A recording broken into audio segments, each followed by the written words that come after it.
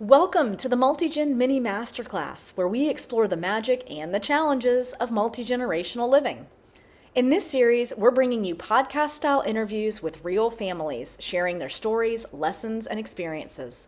Plus, we've got guest experts providing invaluable tips, advice, and practical tools. Our goal?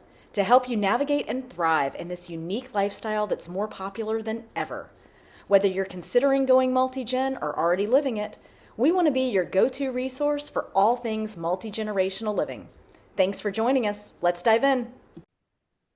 Hello, welcome to the Multi-Gen Mini Masterclass. Today we are diving into what it is really like to live multi-generationally, not just for a short time, but as more of a lifelong experience in all its different forms. My guest today is Urvi. She has spent nearly her entire life in some form of multi-gen households, first as a child and now as a wife and a mom, raising her own boys in a multi-generational home. Urvi and I go way back several years. We met when we were both expats here in Stuttgart, Germany. Our kids were classmates for several years. They played the viola together in the school symphony, and my family is just embarking on this whole multi-generational living idea, but I knew when I heard that Urvi has been living like this for decades that she is going to have that level of wisdom that I wanted to share here on Multi-Gen Magic. So Urvi, thank you so much for coming and being here. And I'm so excited to dive into all your experiences. Yeah, for sure. Anytime. I'm looking forward to kind of telling you more about it and giving any advice that I can.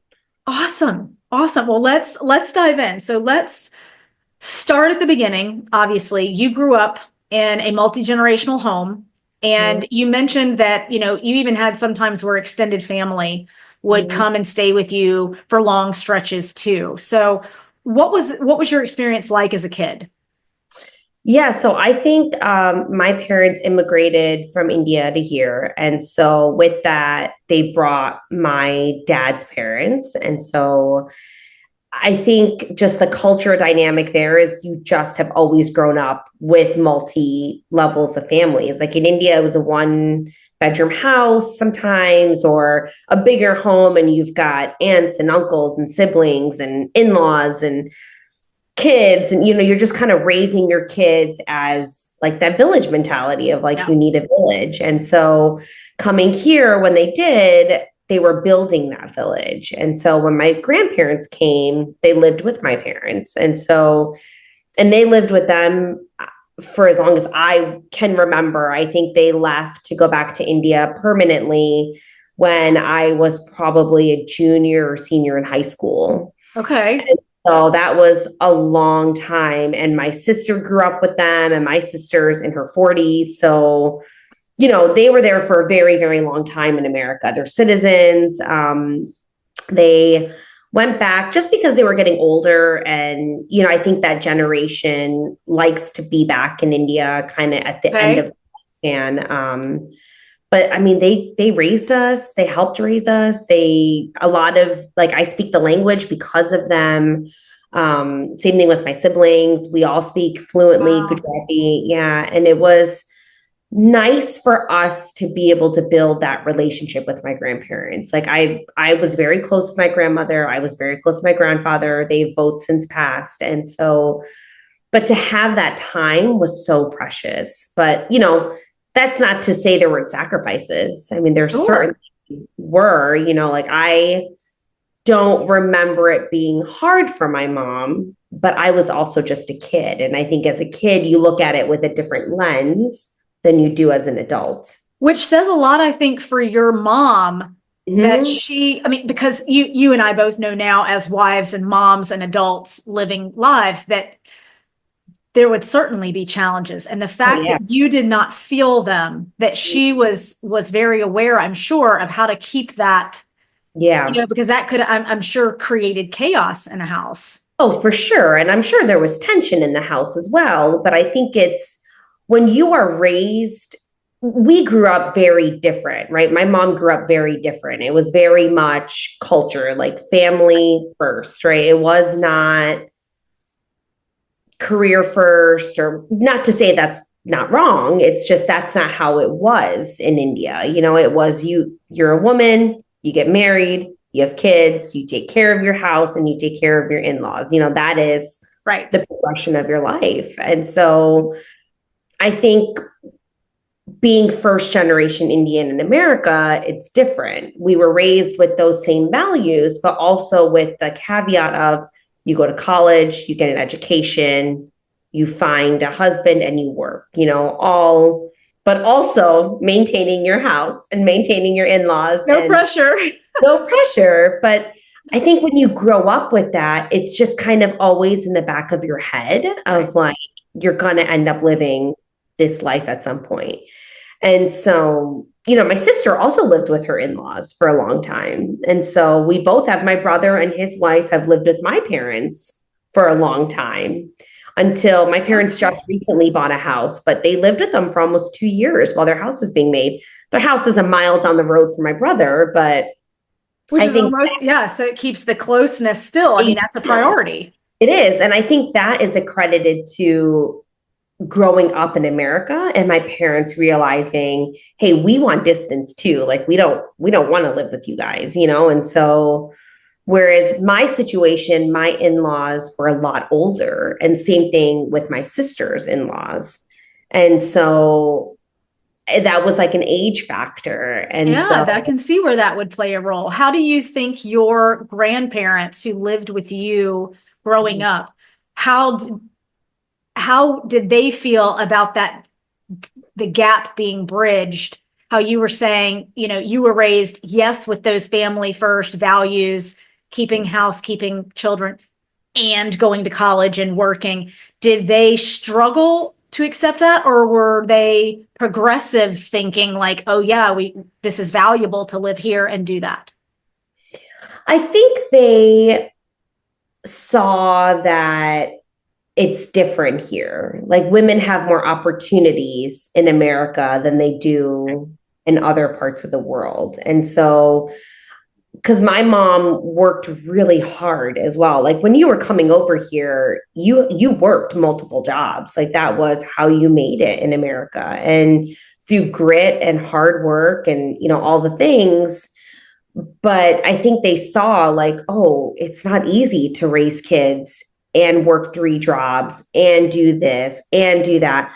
So my grandparents stepped up a lot. Like my grandfather worked as well while he was here, and so, but I think they understood, hey, like this is not an easy life to make it. Like you're grinding and you're hustling here. And so I think they appreciated that we were all going to school and, all the things. Like they never, even when my sister graduated high school and college, like they were there. When I graduated high school, they were there. Like it was important.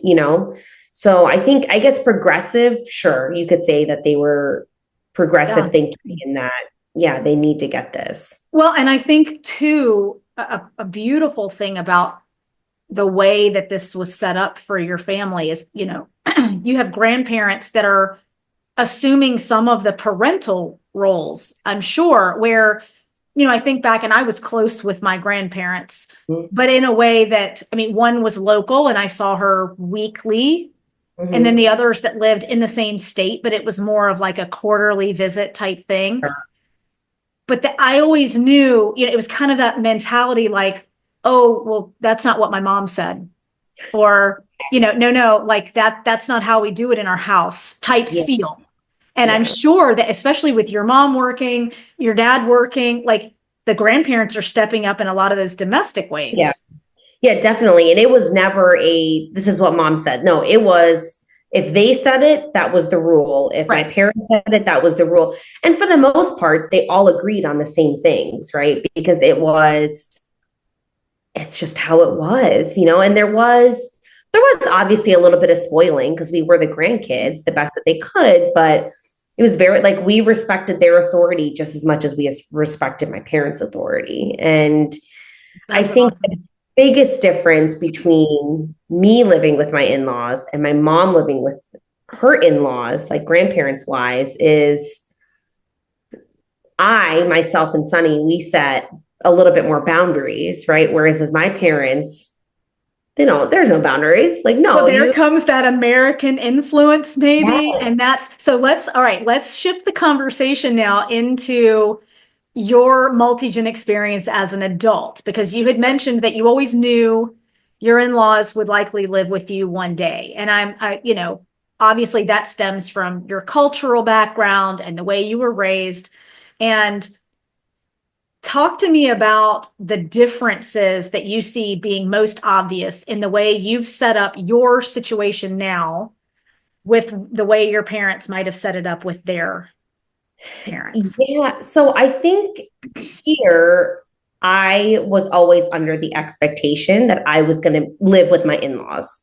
Whereas my husband was like, no, I don't think that's the reality because he's a lot more, my in-laws are a lot more progressive than my parents were. And so I think it's more because they had lived in this country for a lot longer than my parents had. And so I think it all goes back to when you came over and how you raise your kids in that environment. And so I knew that I was going to marry an Indian man. And therefore I was like, yeah, of course I'm going to live with my in-laws, that's no questions asked. And so saying it and putting it into practice are two completely different things. And so as an adult, it is harder because I do have a lot of my Indian values, but I also have a lot of my American values instilled as well. Like, just, well, this is my space. I want things done this way. Like, I don't like the way that you're doing it, things like that. Like, and so I think when they first moved in with us, we were moving back from Peru because we were stationed there for 2 years and we were moving into our house in North Carolina. And that's And when you've they been started married how long? 3 years, maybe Okay, less. so your first three were just you and your husband. Yeah, maybe like first 2.5 were just me and my husband. Yeah. Okay. And then we moved back. And at the time, I had my oldest, who was 2.5 years old, Okay. and my youngest, who was 8 months old. And so I've got two young kids. Life is busy. Life is busy. A husband who's gone from 5 a.m. until 10 p.m., and my in laws living with me. And it was so much to manage. And when we were in the moment, I probably wasn't as graceful as I could have been. Now, looking back 10 years later, I couldn't have done it without them. I really couldn't have. And my in-laws stepped up in a way that I did not appreciate until now. And I have a very good relationship with my in-laws. Like it was really good from the get-go. Of course, it was a little rocky. There's someone else living with you in your space, which was kind of the biggest thing for us because we were newlyweds and we had two babies right off the bat. Like it was hard the first 2 years that we lived together. And it was because he was gone all the time. I grew up not talking back to my elders. That was not even a thing. And so having a conversation, I was always fearful. Well, am I going to be disrespectful? Am I going to be this? Am I going to be that? So And you so, had to have a learning curve yourself, like some inner work that had to happen. Like I have to feel like I can speak what I need to say and I have to feel safe in doing that. yep, yep. And it was because their thinking is very different from our thinking, right? Like prime example, we were trying to sleep train both the boys because they were not sleeping and I was not sleeping. And you as a mom know what that does to us when we don't sleep. And they were so upset that I just left the kids in the room to cry themselves asleep. And I remember just very vividly just being like, hey, if you don't like it, then you don't have to stay here. And I just was at my tip, of Yeah. like, and I, as soon as it came out, I could not put it back in, and so, and they were just so hurt that I said that. And I just remember seeing their face and I think that was a learning moment for all of us, and like we all had a conversation after, like, hey, I didn't mean it. We love having you guys here. It's just some things have to be done this way. Like, I can't have them co sleep with me anymore Right. because I'm tired. And so I think that was our moment of, even for them, like, hey, they also have ways that they want to raise their kids. And they are also here in America. And, like, we are big on reading books on how to parent and things like that. Whereas they were of the generation of intuitive. Yeah. And so I I think, love that you had this moment where communication, and I mean, it's not that you weren't communicating before, but you kind of had this moment that shined a spotlight on the importance of communication, and maybe regular communication and clear, rather than, because I know even in the little adventure we've had so far, we have learned, one, you can't just bottle things up until you kind of reach this point where you should have said something 2 months ago. yes, And it's not other people's jobs to read between the lines. Like, just because I thought that or my husband thought, you should have been able to tell. No, I didn't ask for what I needed, or yeah. I didn't tell you that was important to me. Mm-hmm. And so I think what you said about boundaries and communication, I love how you guys, not that that one moment was great to highlight it, Yeah. but No, but it's true. Yeah, it was that moment that kind of brought us all more open and honest conversations. But I also had to learn, because I mean, I was the primary, right? Like, Sonny is gone all the time with his job. And so he barely saw his parents. And so it was just me and my in-laws.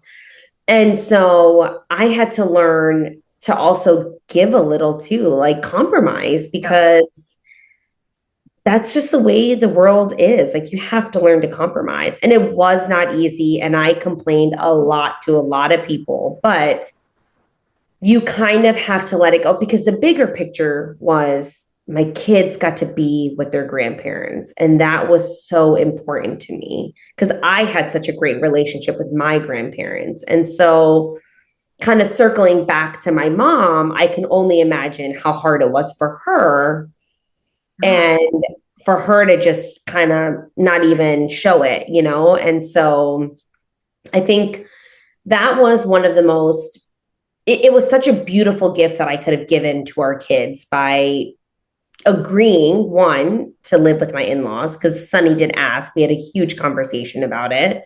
And I said, yes, of course, like, I wouldn't even have it any other way. And so, and the first 2 years was tough. But when my father-in-law passed a couple of years ago, my kids were able to experience that. And they were able to grieve and able to feel that because they knew him, you know? Well, and And he had a way of shaping them. I yes, think that that's such a beautiful part of it, is that years from now, you and your husband will both likely see glimpses of yes. these people in them that for a fact is because of this situation that you're in. Oh, for sure. Absolutely. Like, my kids, they're 10 and 12, and they watch Curious George just because of my father-in-law, because that was his favorite cartoon. And so, and Yes. that is and there'll be a little bit, and my youngest was pretty young, like, he remembers, but he gets little glimpses of, oh, I remember when we watched this, in our house in Nashville or in our house in Boston, with them. And so it's really nice to have those memories and kind of them, I don't know, just have that relationship. I think it's just so important to build that bond. I mean, and on the flip side, they also have a good relationship with my parents, who don't live with us, but they visit all the time. And FaceTime has helped so much. Yes. And that's, as someone, we were just talking a little bit ago about the fact that we have lived more than a decade combined over here, my family. And so that is a key motivator. Thank God for technology with FaceTime and texting, because it has really, I joke with people sometimes that our relationship with the grandparents especially is amazing, because there's something to be said for prioritizing those conversations. When you see people every day, sometimes you don't make time for those conversations. Right. But when hey, we're going to schedule an hour on Sunday to sit down, and it can be some amazing conversations. So I think that part is really cool. And it's a huge motivator for us, what you're describing, when we move back to the States. Yeah. kind of one of the main reasons that we've chosen to do this, because it's time for the village. It's Yeah. time for that deep connection Mhm. that we already have to go deeper. Mm-hmm. Well, and it's also like for Nev, it's going to be so nice with her grandparents and like being able to be so far away for so long and then come back and it's like love overload, because that's all they want to do. They just want to love on the babies. And it's like, Yes. and it's so helpful when they're around. Like I took a trip with my husband a couple of months ago, and my mother-in-law doesn't drive as much anymore, but it's fine. We've got neighbors that take the kids to where they need to go to. And she came and watched the kids, and the boys loved it. They're like, we had cinnamon rolls for dinner tonight, and we had cinnamon rolls for breakfast. And I was like, cool, cool. But like, it's her way of caring for them and nurturing Yes. for them. And she has since we moved to Europe, she can only come like 90 days at a time. So she moved in with Sunny's sister and now splits her time between us and Sunny's sister now. And Okay. so, because it's just her now after my father-in-law passed. And so she's kind of a free agent. And so she'll come to our house, she'll go to my sister-in-law's house, she's in India right now. And Okay. she'll go to Sonny's brother's house. And so she's kind of just bopping around a little bit because she can do that. She's a That's a free, fun season for her. yeah, it's a great season for her. And so she is really enjoying kind of her second take on life now. And so it's more of an ask now, like, hey, mom, can you come stay with us? It's not so much a necessity anymore.